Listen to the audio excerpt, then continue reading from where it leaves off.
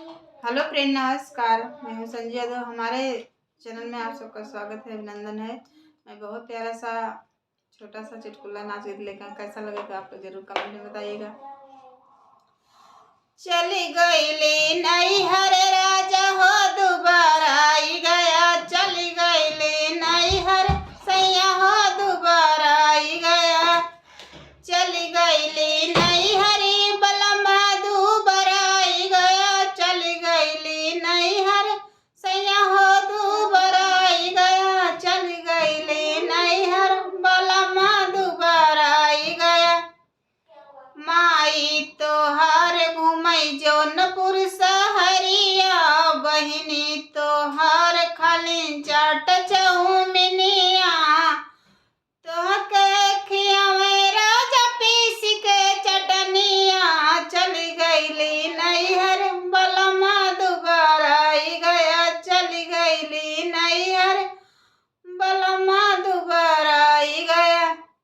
अपना खाली सासू छोला समोसा, अपना खाली सासू छोला समोसा, भौजी तोहार खाली इडली और डोसा, भौजी तोहार खाली इडली और डोसा, तोहके खियावई पिया रतिया की चोखा, चली गईली नैहर राजा हो दोबारा आई गया, चली गईली नैहर बलमा दोबारा आई गया, चली गईली नैहर राजा हो दोबारा आई गया।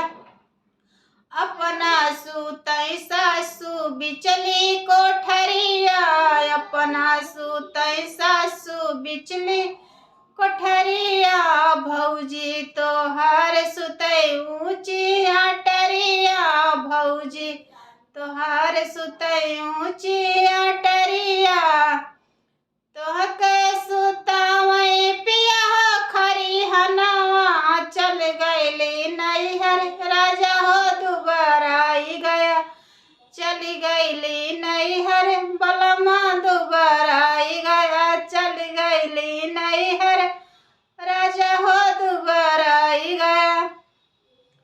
माई भौजिया से तोहूँ अघाई गया, माई भौजिया से तोहूँ अघाई गया, चली गईली नैहर बलमा दोबारा आई गया, चली गईली नैहर राजा हो दोबारा आई गया, चली गईली नैहर सजना दोबारा आई गया, चली गईली नैहर बलमा दोबारा